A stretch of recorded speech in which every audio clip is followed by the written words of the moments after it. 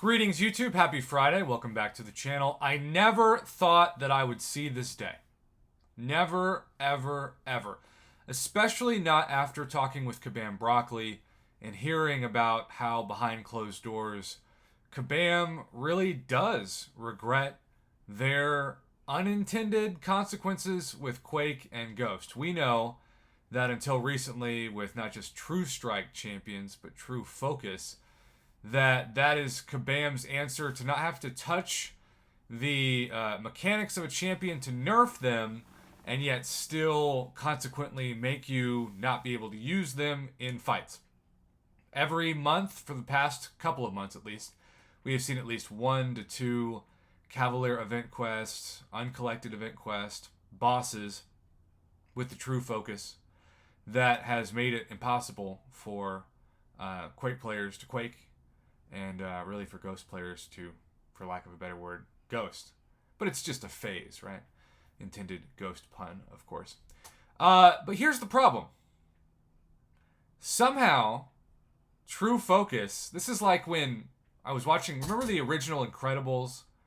And Syndrome programs his monster to kill all the other superheroes so that he could prove to himself that he's more powerful than them. But then in the process of doing that, he actually has it become so powerful that it destroys him. That's what True Focus is, at least in this Alliance War scenario.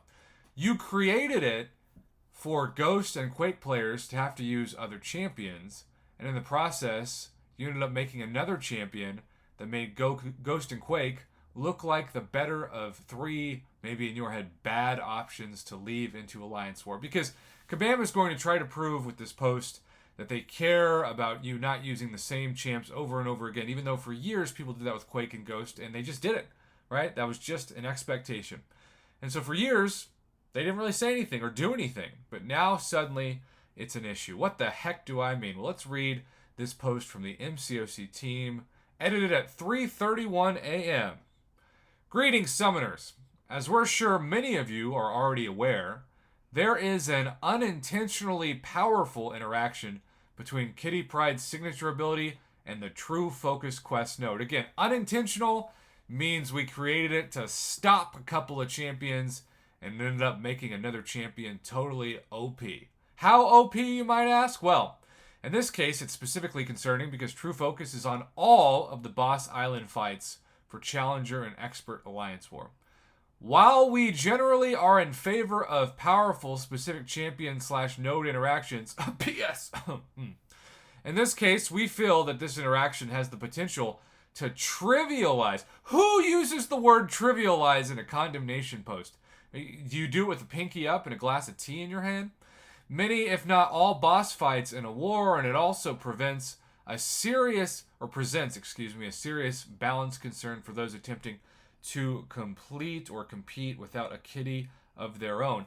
What's interesting about this is in the past, the theory has been the exact opposite, right? We've seen Kabam in the past wait to do things like this for months because then they make more money. And then that runs its own horrible nightmare of trust issues where you spend all this money or hours grinding in the arena for a champion because of something like their OP nature with True Focus, and then suddenly that's taken away and you feel like you wasted a bunch of time and effort and money. Speaking of which, I have heard from some of you who have said that you've wasted a lot of time and effort and money with this being a top option. It's not to say that these people think that Kitty Pryde's not good. She's still amazing. But this was the number one reason why you spent all those hours in the arena, or why you spent all those units on featured calves. You knew that for your alliance, this was going to be a game changer for the way that the Alliance War map was mapped out. And now that this presents itself, you've got some regret you can't get back, and that is the nature of Kabam changing things on quote-unquote unintentionally powerful interactions. So, what does removing this interaction look like? Well, there are 2 major pieces to the plan. We will be removing True Focus from Boss Island for seasons 29 and 30. That's 2 full seasons. Starting in season 31, we will be introducing attacker bans into Alliance Wars for the upper brackets, Challenger and Expert. That's right. This is the craziest part of this whole post, and why really the name of this post is what it is. That's right, summoners.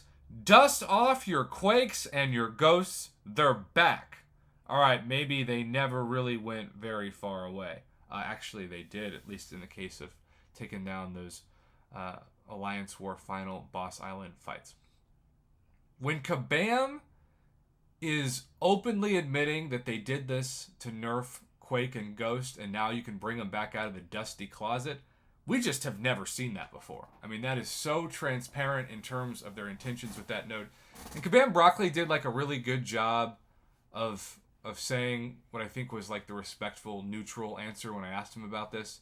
He wasn't trying to get Kabam in trouble. He wasn't trying to explicitly state that they were trying to nerf those champions. And he did a really commendable job in the interview of saying that he empathized with people who had new nodes or buff claims in terms of their accidental buffs that need to be nerfed, because he knows how hard it is to get a new featured champion, especially since the old featured champion strategy of having one champion with their own featured 5, or I guess eventually 6-star crystal, went away because Kabam wanted you to have a 4.2% drop rate for the new champions, not a 20 to 25%. And on top of that, they wanted you to have to wait several months for the champion pool to refresh instead of waiting. It's crazy to think that if you were just now joining MCOC since like 6 stars came into the game, if you've never known a world before 6 stars, there used to be a featured 5-star crystal that was just for a specific champion.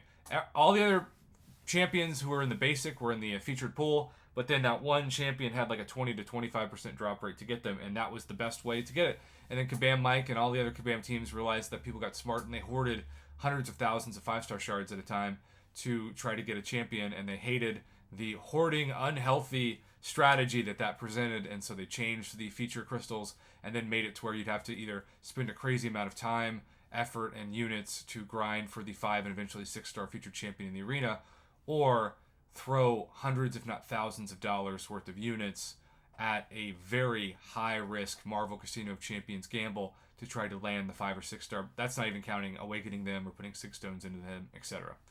So that's all been great for their bottom line, but this is a syndrome incredible situation where you thought you had done something that made people not just get to bring their Quakes and Ghosts, and now in the bottom of this post, you're literally inviting them to bring them back, recognizing that this is too much of a powerful change. I will say, in Kabam's defense, and I try to be objective on this channel despite people's perceptions of me being the literal champion Mr. Negative for 5 years, in Kabam's defense, I hate when a new champion comes out and if you don't have them, you're screwed. That screws over free-to-play players, that screws over casual spenders, and that even screws over whales that just have bad luck.